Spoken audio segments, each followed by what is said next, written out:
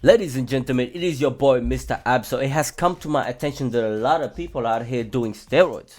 When I was growing up back in the days, I'm in my 30s, man, you had to earn your gains the right, proper way. But this generation only knows one thing, basically shortcut. You got the Gen Zs out here, the Gen Xs, you name it, they're all doing steroids. You've got massive fitness personalities basically telling you that all you need to do is get up, put on some trend, bump some steroids, and you'll be massive. Let's get into this a little bit more. Why do you need to put your body into these certain, chemical induced growth hormone situations just so you can be massive at the gym and have people look at you and get a bit of notoriety on the internet? There's no point. Back in the days, you used to, you have like Mr. Olympians. Those guys would be doing steroids like there's no tomorrow, and they would go on stage. But I've been watching some videos recently that basically shared that in order for you to benefit from steroids, you also have to have ridiculous genetics, and then you still have to put in the intense amount of work. And if there's no professional sort of career that you can get out of it, why are you doing it? For the gram, for the gram. People are doing it for the gram, and that's one of the crazy things. Like I've been, training for 10, 15, 20 years or whatever. Never did I think in my mind, oh yeah, I'm a bit too small, I should just jump on the roads. Yeah, you have days or weeks or years where you're not at your top peak muscle definition, at your most massive. But it doesn't mean that you just wake up and go to the docks, go to the dark market or whatever and buy you some steroids and start pumping.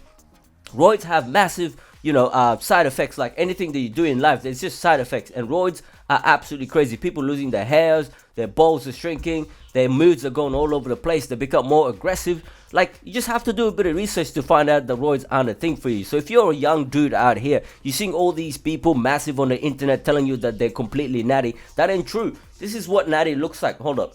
This is natty, bruh. Like, I promise you, man, there's nothing going on here. I'm not, pumping the juice or anything like that. This is natty. I'm 32. I've been training for a long time, and all I seek to do is to get into the gym to better improve my mood, to get a bit more confident, and to just feel strong overall. The bonus is that, yeah, you may look decent when you go to the beach and you take your top off, but if you're a young lad, there's no reason for you to be shortcutting years of your life going into the roids and just getting massive out of. People are gonna tell, bro. People are gonna know that that's not you. People are gonna look at you and they're gonna be like, dude, you are massive out of proportions, man. You are ridiculously huge. What does that really give you? Instead of, you're just sitting there looking massive in your tops and whatever, people are still going to recognize you. So you got to be real with what you got, man. Play the cards that you got and make sure that you are just putting in the hard work and getting some of the benefits you deserve, and avert your eyes from people that are shortcutting it and getting massive out of nowhere.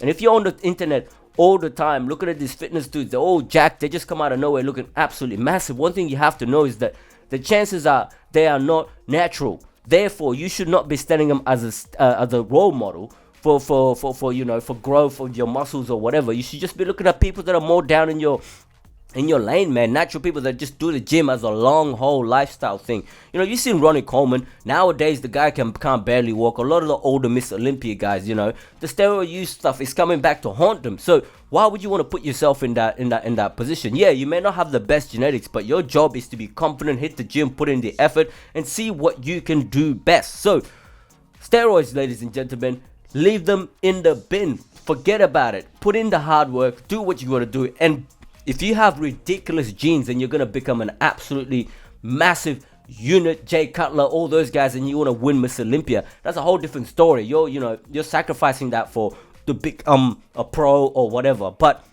if you're just a regular guy sitting at home, just want to look a bit decent, looking a bit ripped, looking a bit athletic, man, be reasonable with your goals. You don't need to be jumping on the roids. That's some absolutely hectic stuff. But yeah, man, I just, been on the internet and I've just been seeing the roid situation get out of control. A lot of people wanting to jump on there just to look massive so they can post up on the gram and get them some baddies. All right? Forget about it. Do it the right way. Do it the honest way. And make sure that you are proud of what you are building aside from the roids naturally. That's something that you can sit back at home and go to yourself like, yes, I earned this. I deserve this. This is all me. I don't even got to wake up and worry about punching shit in my butt. You know what I mean? So yeah. Let me know your thoughts in the comment section. Have you been tempted to be on the roids or not?